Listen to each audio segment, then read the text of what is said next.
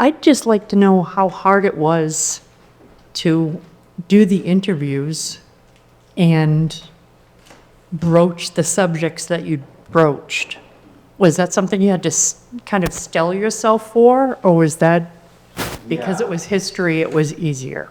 So what happened was back in 2014, I interviewed Jay Freitas and his mom, Millie Freitas, who has since passed away. And at that time, they gave me a bunch of photos, and the minstrel show photos were in there. And it was like, okay, how do I deal with this? About a year before that, I had interviewed Black Eagle's son when he visited, and I wasn't totally prepared for that interview. And so I did my best to deal with that. So all that sat there. So I was like, how am I going to deal with this? How do I call his family in New Mexico? How do I follow up with this? This is kind of awkward, you know. And so all this time went by, and then in 2021, I learned of Bruce, who was living here, and I saw the last name, and I went, okay. So there's got to be connection there. And I reached out to Bruce right away, and he was very quick to respond, and we began a dialogue. And then I somehow along the way got the idea of him sitting down with Jay and going through the photos and having this conversation. So then we met to prepare for that. And meanwhile, I had met with you for lunch too, Jay, individually. So this was a very long time in the planning and trying to figure out what to do. And so in November of 2022, we shot the table discussion. And then you introduced me to, you connected me to the family, your family in Albuquerque. And all of that occurred. And then finally, an Eagle passed in December of 23. I flew out in February of 24 to interview them, and they couldn't have been nicer. And so this whole thing happened over a very long amount of time. Thank you. Can you remind me of the connection between Slater and the historic black colleges, the HBCUs? Yeah, so in the 1880s, John Fox Slater created a massive fund, a $1 million fund, to fund schools throughout the South, including Tuskegee, Normal, Howard University, Morehouse, and places like that. And he did this a couple of years before he died. And at that time, he actually formed a connection with Booker T. Washington when he did that. But that mainly came out of Norwich and Jewett City, Connecticut. And so that's very much a huge part of the fourth episode. And so when I bring up the Watchman School, I have to connect very heavily to pieces that you've already seen throughout the series. Where was the pub that your uncle served bar at, Bruce? So the Gridiron Club used to be in Woonsocket. And it was at the Gridiron Club, and it was Oscar Rotatori who owned it. And he also owned the island for a while, too. Gridiron Club was right, what is it? It was, so if you were going up Park Ave and you had Our Lady Queen of Martyrs Church, at the end of the school, if you went across, Champ's Diner used to be where the Dunkin' Donuts is. It was right behind that. I think it's now a honey place today. Yeah, it's a florist, I think. Or something like that. Something like that, yeah. Where was the Portuguese club? The Portuguese club is now Lindy's. My dad, when my dad came home from World War II, he and his brother bought a chunk of property that kind of starts there and goes down to where the Forestdale Mill burned down. Now, I've got one more question. Where's the invisible line between Slatersville and Forestdale? The line for Forestdale Slatersville runs straight through the old Lindy's, now Lucky Dog. It literally runs through the building. It's mentioned in the 6th episode. So, yeah. But that's the not so invisible line. And the bars in Forestdale and the dining areas in Slatersville, which we don't know if that was on purpose or not, but yeah. So. I want to thank you for not shying away from some hard questions that y'all looked at. I'm kind of fascinated by how you came up with this. I mean, you presented the nostalgia that I think a lot of Americans know and remember and grew up with, and then you sort of smacked us with this other side of the nostalgia that a lot of Americans don't know about. And I I think it was kind of brilliant that you reminded us that there was this other side of America. And I'm curious, first of all, how you found this wonderful lady and how you decided to come up with this story and just sort of what that process was. Okay. There are a lot of wonderful ladies. Which wonderful lady are you referring to? Sorry, I missed the storyteller. Okay, Valerie Tutson. Valerie Tutson is head of Rhode Island Black Storytellers. Okay. Wonderful. Yeah. I met Valerie about 3 years ago. I had to film a show down there for a mutual friend named Claire Vadabunker. I spent, I don't know how much time looking at exactly how every episode needed to be structured. And I knew the last half of this had to go in a particular place. And for a long time, it was in a different place. And the episodes were structured differently and whatnot. And then you just go through an ironing out process where you realize, oh, this belongs in the 1950s. And it's through a collection of interviews and over time, because we interviewed Akeia in 2020. And so that power of nostalgia thing comes in from her quote. And it was spot on because I had a ton of content regarding the 1950s, a ton. And it was like nonstop little details and, great. And basically it was very Norman Rockwell for everybody. It was like, oh, this is just perfect. It couldn't be any more perfect. It's heavenly, it's innocent, it's my childhood. And then I said, okay, what if I go about halfway through this episode and then I pull the rug out from everybody, from under everybody. And that's how I structured it that way, to take sort of a shocking turn, if you will. It starts with the damn it, then really hits with the shows. And then, and one of my favorite things to do is not only to surprise people, but to reveal layers underneath. And so for me, there was this top layer, and literally how it started, all these families and what people knew, what people still talked about up here in the different sections of Slatersville, what the class and religious structure was like. And then you're like, okay, and then you have the Portuguese down there and you peel that away, and then there's like, oh wait, there's the upper dam. And they're like, oh wait a minute, there's Native Americans here? Gee, and you just keep going down and doing that. So for me, it was a peeling process. And sort of getting to the core of something as you revealed more of the truth. It needed to be talked about. It needed to be presented in the context of the world that was everything else. And for me personally, what's interesting is that, I grew up in the 80s. This was the structure, even though it's what they're talking about was way before I was around. I kind of grew up in the remnants of that. Like that's the Slatersville, that's like the birth of the Slatersville that I knew growing up. And so for me, that's almost kind of feels more of when I come into it, even though it's not physically, but so there's something about the establishing of that world there that is important and pivotal to the later episodes that we still have to complete. I wonder if anybody on the panel wants to add their thoughts about the episode tonight.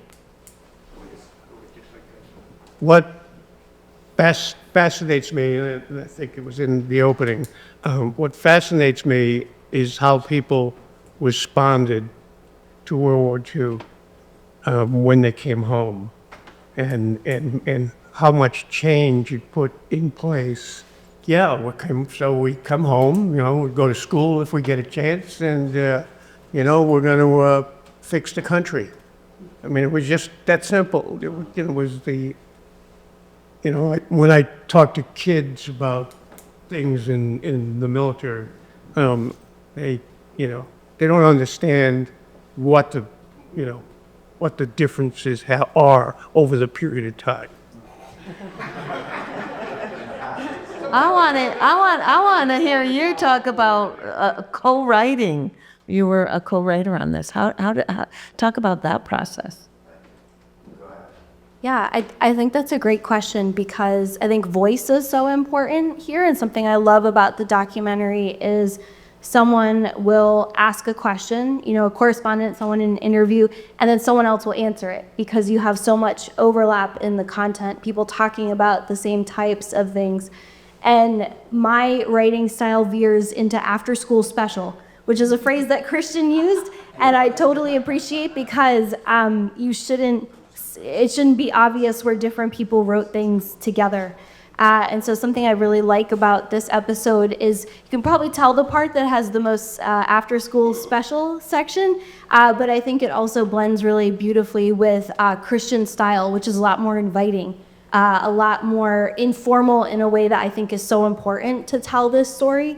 And I think a different person would have approached this episode kind of from up on high, right? But instead what this episode does is it exposes a lot of people's kind of limited beliefs, right? Like we all have biases, we all have these different ways that we see the world. And I think the onion that Christian talks about, the different voices blend together so well. And I picture when I send Christian an email, it goes into like a Christian machine and it comes out in this very different kind of language that I think is so important, right? Because there needs to be consistency in the series, but you also really want to hear from people directly. And I think part of what Valerie brought to the episode was just this absolutely beautiful narration, this beautiful voice, and I think just the measured way that she tells that story. I tend to be a little bit more explicit, heavy-handed, right? A little bit more like exposition. And I love that there's voices in here like Bruce, right? Who's so artful and so beautiful in the way that he brings people's stories to life. So I think there's a bit of that, but I also think Christian is so interested in making a good product, right? I think everyone who's involved in this wants it to come out and to tell a truth about Slatersville as opposed to just being heard. And having seen a longer cut of the discussion between these two men, there's so many moments where they're listening, and I think that is really underappreciated. And I do think that comes through in this episode, that there's moments where you don't agree, and I think that's a good thing, right? It wasn't two people nodding at each other and having a nice meal. There's moments where there's complexity coming out. Yeah, absolutely. You mean there was supposed to be food? Yeah, I wasn't fed either, don't worry. I was going back and forth with Allison on the co-writing of the script, and I remember I was sitting in Seven Stars Bakery on Hope Street writing this out with the full intention that I was going to read that section. I was going to narrate that section, okay? And then I got to the end of it, and I said, I have no business reading this. And so that's when I realized that I could have the sequence where another voice could come in, and I thought of Valerie because I had met her and worked on that project, and so it was a little epiphany moment for me. I just wanted to say that first of all, it was an honor to provide the music, Eastern Medicine Singers, and one of the reasons is that, as Bruce probably knows, I grew up with a lot of the Nipmuc people from when I was a young man. My father took me to the Hassanamisco powwow. I would say it was probably 1966. And so I had been going there up until I went into the military. And my good friend recently, Mike Wilcox, passed away. And I actually went down to the Hassanamisco reservation and I did the honor song for him because we grew up together. We played football on opposing sides. We both went into the military. We came out of the military, and both him and I were basically bodyguards in a real high-end nightclub for a long time together. And then I came to Rhode Island, and it's touching to hear about the Curliss family because a lot of natives went through similar situations that grew up in places like that. I went through things like that myself. We were the only family of color in Shrewsbury, Massachusetts in the 1960s. So I understand exactly what he's talking about when I saw this. And I'm glad that we could bring the music in and be a representation of the Native people singing our traditional language. Yeah, I'm very appreciative that you guys decided to be a part of this, so thank you very much. I met Daryl on a music video like a year and a half ago, And Ed Sweeney is the man who played the banjo, and that's who we were doing the music video for. So when it came to this part, this bringing in this type of music, it was almost like things just fell up in front of me along the way. And so it was perfect. And Danny right here, so. By the drummer Danny, three Yep. beers. So when I went to Albuquerque, I was given a bunch of papers. When I arrived, I was looking at the articles, pictures. I had just gone from the airport straight to Kitty's house. And she was like, I have some stuff here that Arthur wrote. And I didn't even know anything about Arthur's writing or anything like that. And I'm reading through this and I'm like, oh wow, I can use that, oh wow. So I photographed it, and there was a lot of it, actually. And we used very little of it in the film to apply to the edit. But he was just a wonderful writer in ways that I don't have the time to share in this. So, Chris, I'm curious, because this is the first time I've seen this one, right? Yeah. I don't know how long it's been on TUBI now. August 1st. Yeah, okay, so more than a couple months. Have you gotten any feedback? And I'm going to frame this very specifically on purpose, because so much has changed, but so much has not changed, right? We still have a city representative leading our government that doesn't believe there's racism in North Smithfield. And I say it all the time. I would not want to be black or African American, I should say, and drive from Lindy's to home off of St. Paul after a beer. But as a middle-aged white guy, I have no fear of that. So Right. I don't have a frame of reference for a lot of this. So to see it on the screen and to see you, like, things that stuck out to me was you blurred out the faces in those photos. Yeah. And like that took, that took, This is yours, I can bring that made me pause for a second and go, wow, that really is, like, those people could still be recognized today. And, so much of this is underground and really shouldn't be. Yeah. The whitewashing of our history and the continued whitewashing, like it's not getting better, right? As you said, with the new center. So I'm curious, have you had any feedback since all this released, like negatively or from people in town that hasn't been positive? Or? I will say that, okay. I will, and then okay. I will say that I think a lot of the reactions are in silence. Either people haven't seen it, or those who see it won't tell you that they saw it. And because I was promoting it very openly on social media, saying what was in it, and there just wasn't, I think people were seeing it. I did get some reactions. There were the people in town who had seen it were like, well, you focused on some stuff that was ugly in the town, but it needed to be said, okay? But anybody who felt that they didn't like it never contacted me. I have felt a couple of people kind of drop off that were around, and I don't know if it has to do with that or just life. I will say that leading up to the making of this episode, for years I was talking to a number of people of what was in it, and I would say maybe 3 or 4 people, the reaction was, do you really need to go there? Yeah, and I feel that if I had to guess, I think it was more that they just didn't want anything to look bad, or they didn't, I don't know. I don't know what their intention was in asking that question. But I remember I looked at them, I said, yeah. And I would even say the fact that you have to ask me that is more validation of the fact that I need to go there.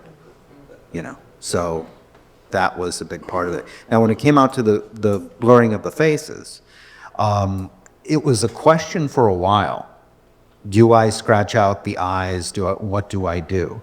And I had, again, put on Facebook that I was working on this, and somebody private messaged me, who I saw just the other day. And he had contributed some photos, some important photos. And he said, hey, what you gonna do with that there? What are you focusing on there? And I said, well, just the KKK, why do you ask? He goes, well, you think it might be just good to let sleeping dogs lie. I mean, you know, and I said, why are you asking me this? He said, well, just family history I'm not proud of. And I said, well, I'm not going to be sharing any specific names if that's what you're worried about.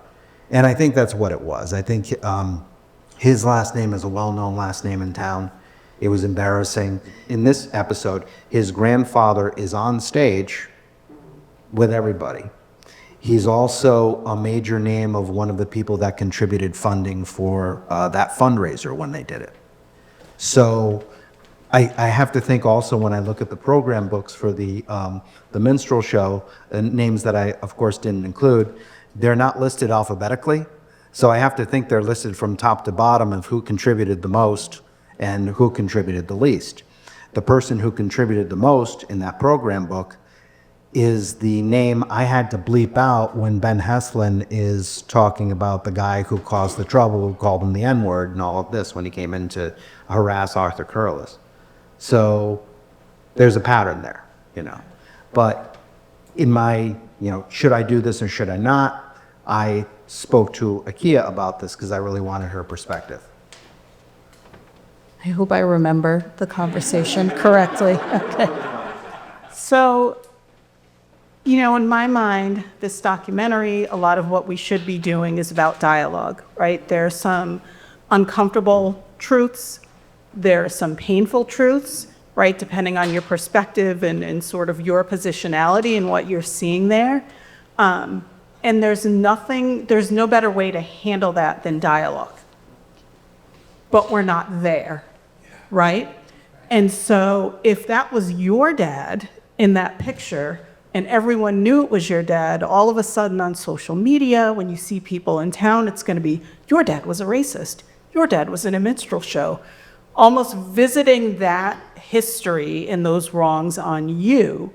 And what I said to Christian in that conversation is the last thing I would ever want is for someone to be targeted because something their mother or father or grandfather did.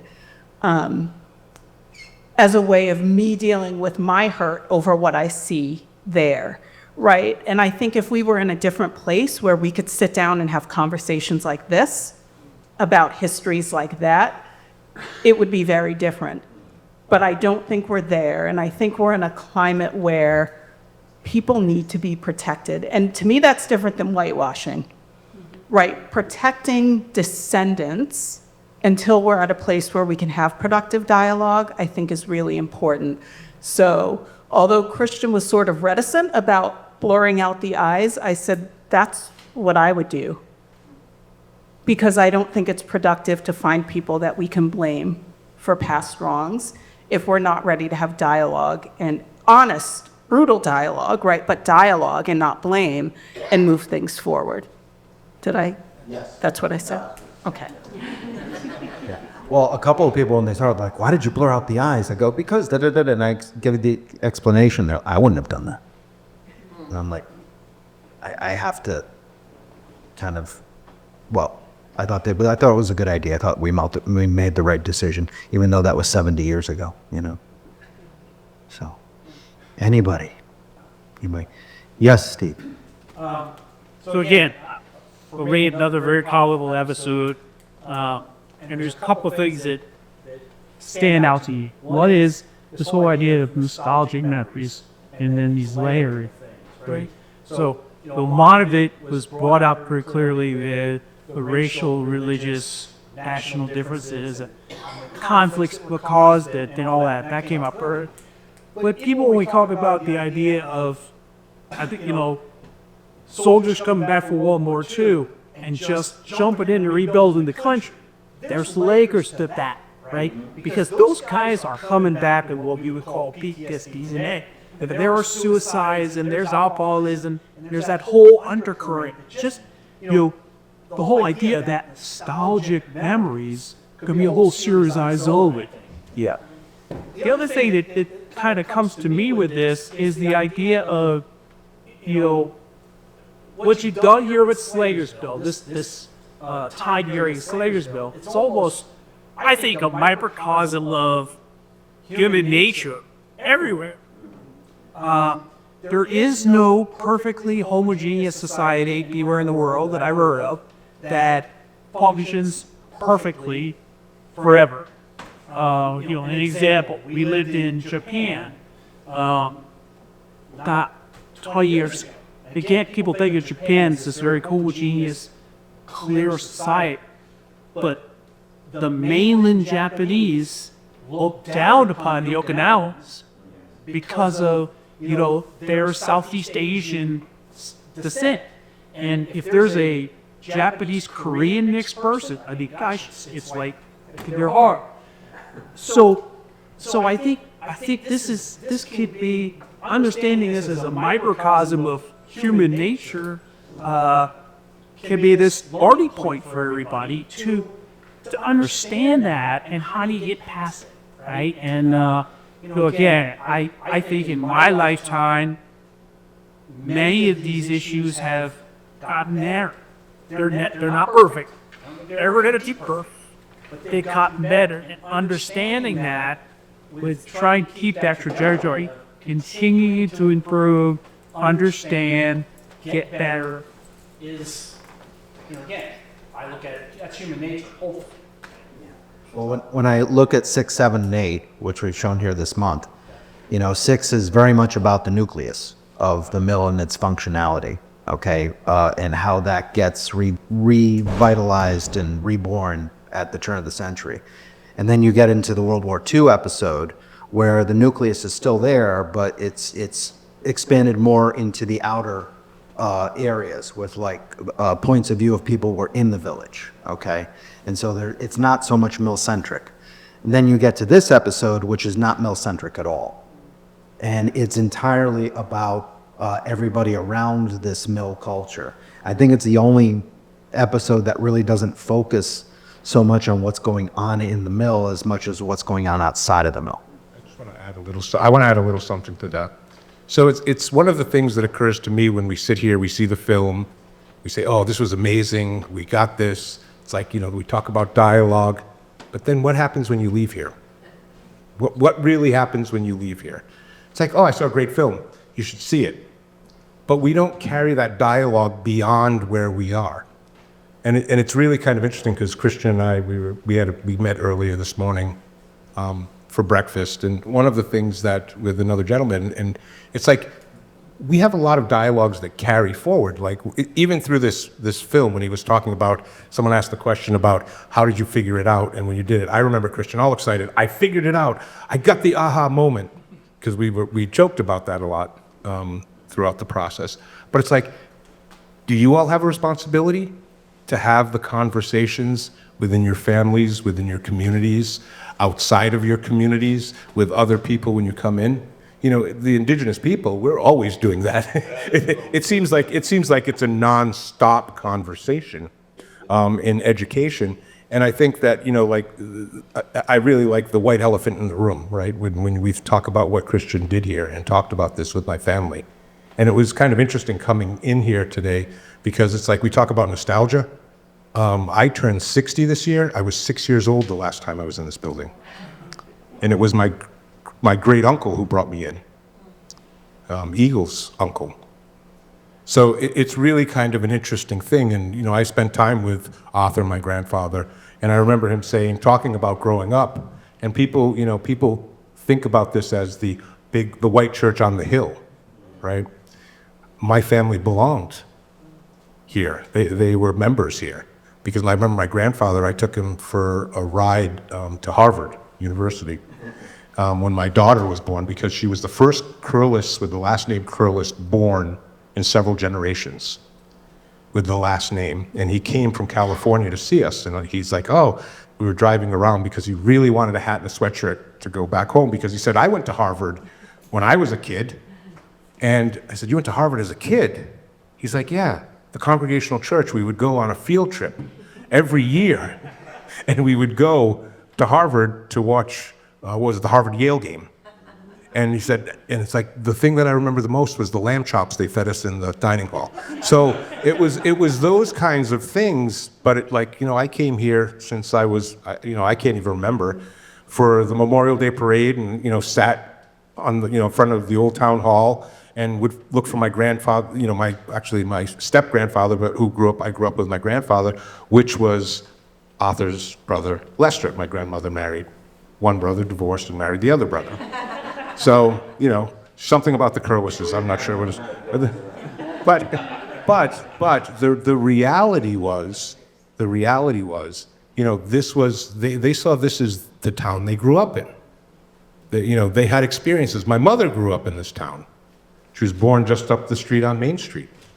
And she went to Kendall Dean behind the old town hall. So it was like, and had friends like that. She had lifelong friends that were all from town, right up to the time she died, who actually came to her memorial, a lot of them. So it was like, there was race issues, but it was like, at some point, color sort of gets blurred. Sort of like the pictures, they get blurred because people start to understand people. They start to see people as people.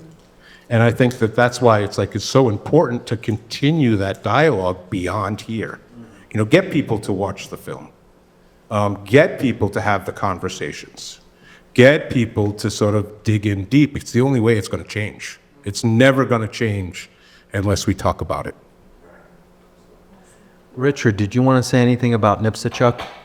We can pass this all the way down. Oh, you've got it, okay. Well, it should be you folks talking about Nipmuc, but because I'm kind of like the enemy sitting up here. My ancestors were on the other side of the battle, but history's written by the victors, and so the perspective that we always get about history is from the side that wins. And it wasn't until I retired 10 years ago that I really started digging into North Smithfield history and learning more about it. It's when I first met the local indigenous people, was through learning about the town's history and learning your side of the story and your perspective. The great battles in Nipmuc that we read about were actually massacres. Two things I want to do is thank you, Christian, for your work with this documentary and preserving a lot of the town's history, not only the good part, but the bad part. And the other thing that's remarkable to me is all of the horrible things that my ancestors did to your ancestors. I feel a lot of guilt about that. And but you folks are not. You don't. There's no bitterness. You talk about it with grace and dignity, and but you remind us that about your perspective and the things that our ancestors took away from your ancestors and what you're living with today. And I give you a lot of credit for preserving your culture and trying to educate us about it. And I think in that way, as you said, by talking about it, it makes us all better and closer. So thank you, folks, for what you do. Yeah, I just want to add to that. So there's something I tell people all the time, because people come up and I've gotten this a good part of my life. I'm so sorry. And I look at them, for what? It's like, well, for what my ancestors did. And I'm always thinking, oh my God, what'd they do to my car? Like, did they find my credit card to charge something up? When we think about that, we can't change history, but we can change what the future history will be. And it's like, I tell people this all the time, don't be guilty. I mentioned, the children taste, right? We taste what our parents chew, right? Because the reality is, it's like you can't blame the people of today for what happened in the past. What you can do is learn how to sort of understand each other and where you are. And, we're survivors. And the reality is if you look at the scheme of things, and as a human race and all of us, we're all survivors. I went through an angry stage where Congregationalist churches, oh my God, they drive me crazy, because those were the people who were the original people who landed here and founded and Christianized and did those things. But then I started to realize that over time, they started to be accepting. They started to be understanding. And, it's really funny because, recently, I always laugh because it's like, I passed on the idea of a film about Nipmuc to our tribal council and to some of our historians. And I felt they were a little hard on Richard in their response. But at the same time, it came back with, we have to have more dialogue. And Richard figured that out pretty quick. And there's a lot of people that would have just been, nope, we're going to do it anyway. And the reality is the way that he's handled it, it makes it more palatable that we want to work with him to get to that place. It might not be as fast as he'd like it, because he's the kind of guy, I think it must be the military thing. It's like, here it is, I want to get it done, let's do it, it's done. And the reality is when, I couldn't just walk into some place and say, we're going to do it this way because I said so. People will be looking at me with three eyes. It doesn't matter who it is. And there's got to be you have to bridge that gap and build the relationship before that happens. And I think that's, people don't need to be guilty about feel guilty about what happened. They have to be cautious of what they do going forward and being aware of that. And that's sort of why I was saying what I said earlier, is have the dialogue, take it further, make it deeper, because then it's meaningful. Can I echo? This is totally going to be an echo of what you just said. But I used to teach human rights, and we would go into a lot of past and at the college level, and we would go into a lot of just utter brutality, right? Human brutality against human. And students would feel guilty about their role in the current economy and global stuff. And one of the things I would always say is the most useless, worthless emotion in the world is guilt.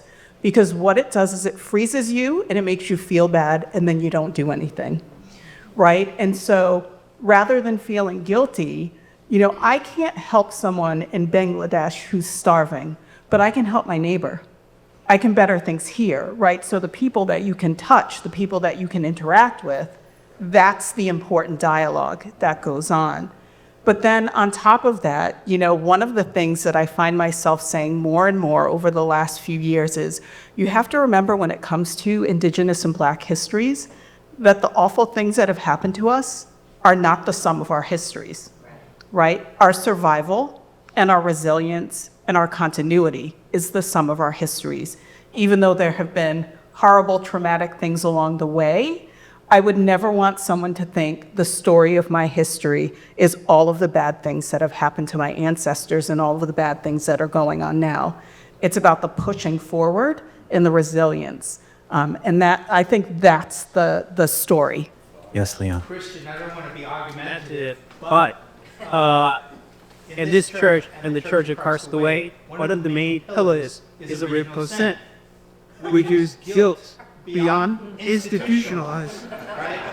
So in the good part of the religious context, for the other church, the guilt is mortifying you at a very early age. And going on and on and on. So how many fight that? I mean, maybe we burn it. I was raised a Unitarian. I have no idea how to fight that. Oh, please. Two Catholics here. So here's one of the things. You can be healed from guilt. Okay, that's one. And number two is that guilt slows progress. It binds us to this idea that we can't change. And the reality is we can.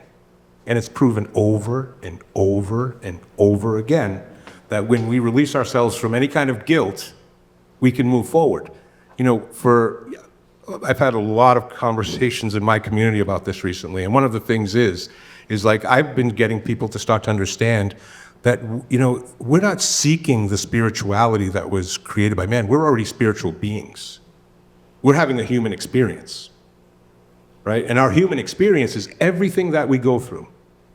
That's our human experience, because if you look at religions from all over the world and you look at spiritual philosophies from all over the world, there's two things that are in common. We come from spirit and we return to it. Everything else is what we make of it.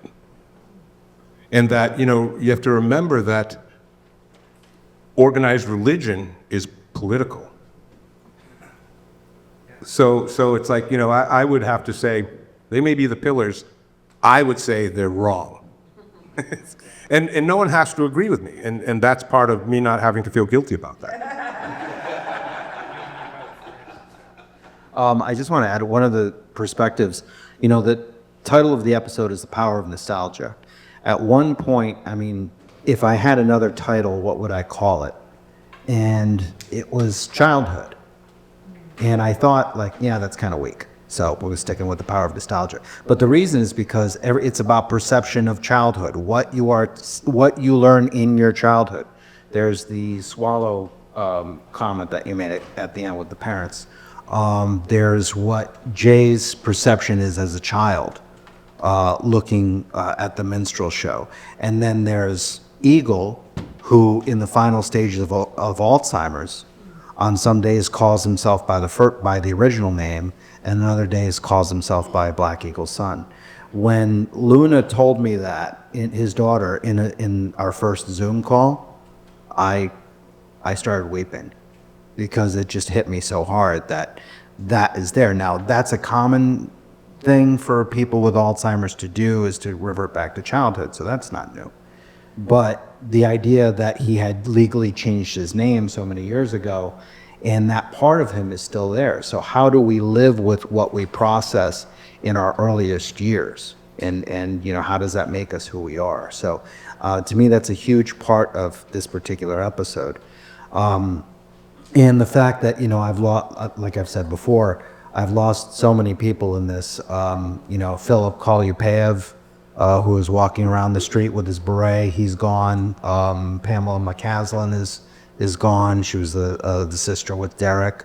And a lot of people in this episode are no longer with us. And so just to get that time frame down, what they remember in walking through that place piece by piece, his house, Ridge Road, all of it was very important to getting that childhood feeling back. Yeah, I just want to say one thing, that I'll remember these words forever. It's what we do today that's going to live in eternity. So if we all, like my brother Curliss said, we all need to talk to each other. Like today, having this microphone in our community is like having that talking stick. We get a chance to talk and to share, and each of us to get our views and maybe find out that we're not so really different. One of the things I said to Chris when I saw this is that this picture is that it shows equally how each of the different cultures were treated like dogs, just like other people were. It wasn't just one particular culture, but the Irish had theirs. I remember I grew up with a lot of Italian people, and they told me, we were treated like dogs when we were here. We couldn't even get jobs. There were signs in Boston that said, "No Italians apply." So it's a conglomeration of everything. So we all really need to sit down and have that dialogue and talk to each other. Then we'll find out that we're really not so different at all. Well, I guess that's it. I want to thank this panel for coming here tonight. I really appreciate your participation in the episode. So I'm gonna do a gratuitous pitch, because I love Christian and all the work that he's done. So he's like, oh, damn. And I'm not asking all of you, but I'm asking you to ask other people. Fundraising is a huge part of this, and he keeps running into door after door. I've sent him to foundations that have turned him away. I've sent him to people that I know, and they haven't heard from him yet. And it's one of those things I think about. It's like, what if the town finished him, got him to the finish line? The people from the town or the surrounding towns. So, I'm not saying everybody reach into your pocket and do this. Not reach in your pockets now or whatever, but consider that as gifts as you're doing things, or people you're talking to that that may have the means that could actually help get him to the finish line. And you can go right through the website. You don't even have to talk to Christian directly. But I want to do that because I don't think, I think people miss how important this is. And I know we talked a little bit about the final episodes this morning and sort of how he's looking at framing it. And it's going to take a bit to get there. I mean, I know the personal sacrifice that he's made. Think about how many years it's taken him. And it's just one of those things that I think I would be remiss for not saying it. And thank you for your work, Christian. Thank you. And it's crazy where we still get funding from. Right now, years ago, I met Slater descendants who lived in Melbourne, Australia. They contacted me, and they're wiring from some funding very soon as well. So it's crazy sort of where it comes from. Like, you never know. It's like West Coast, Australia, England, Portugal, you know. So it comes from a variety of different places. People in here, I appreciate that. So yeah, thank you again very much. Firstmillvillage.com is the website. So Right. okay, can we get a group photo, guys? Sure. All right, awesome.